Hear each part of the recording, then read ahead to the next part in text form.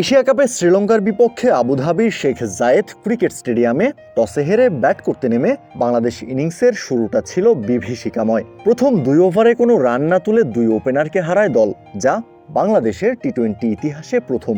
আন্তর্জাতিক টি-20তেও প্রথম 2 ওভারে উইকেট মেডেন হওয়ার ঘটনা বিরল। এর আগে মাত্র 2 বার দেখা গেছে এমন কাণ্ড। ওপেনার তানজিদ তামিম ও পারভেজ ইমন 0 রানে প্যাভিলিয়নে ফেরার পর দলের হাল ধরার চেষ্টা করেন অধিনায়ক লিটন দাস এবং তাওহিদ হৃদয়, কিন্তু তারাও বেশিক্ষণ টিকতে পারেননি। 53 রানে 5 উইকেট হারিয়ে ফেলার পর মনে হচ্ছিল বাংলাদেশ হয়তো 100 রানের গণ্ডিও পেরোতে পারবে না। তবে ষষ্ঠ উইকেটে দুর্দান্ত প্রতিরোধ গড়ে তোলেন জাকের আলী এবং শামীম হোসেন পাটোয়ারি।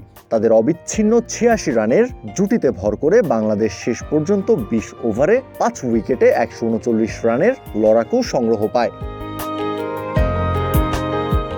জাকের 34 বলে 41 এবং শামীম 34 বলে 42 রানে অপরাজিত থাকেন।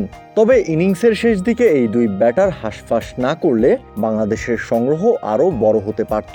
সংবাদ সম্মেলনে এসে বাতাসের দোষ দিয়েছেন জাকের, জানিয়েছেন উইকেটের একদিকে বাতাস ছিল, তাই 2 দিক থেকে আক্রমণ করা যাচ্ছিল না। বলেছেন বেশি সিঙ্গেলস খেলতে গিয়ে খানিকটা ক্লান্তিও চলে এসেছিল। যেহেতু একটু গরম ছিল স্বাভাবিক, আর মাঠে এটা এক সাইডে উইন্ড একটা ফ্যাক্ট থাকে, তো 2 সাইডে এই মাঠে মারা যায় না, তো বেশি সিঙ্গেলস খেলতে গেলে অবশ্যই একটু টায়ার্ডনেস আসবে।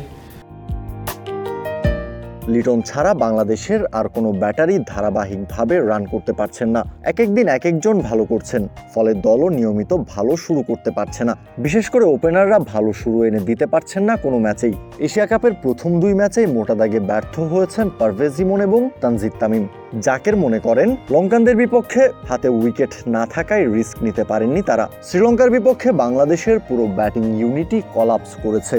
জাকেরের দাবি সবাই বাজে খেলেছেন আর সবাই মিলে পরাজয় বরণ করেছেন। অ্যাজ এ ব্যাটিং ইউনিট মানে আমি ভালো খেলেছি, পাটোয়ারি ভালো খেলছে, মানে এই না যে আমরা 2 জন খুব ভালো। তো অ্যাজ এ ব্যাটিং ইউনিট আমরা সবাই মিলে বাজে খেলছি, সবাই মিলে হারছি। তো আমার কাছে মনে হয় যে সবার এই জিনিসগুলো একসাথে ভালো করতে হবে। কাউসার শান্ত, ক্রিক ফ্রেঞ্জি।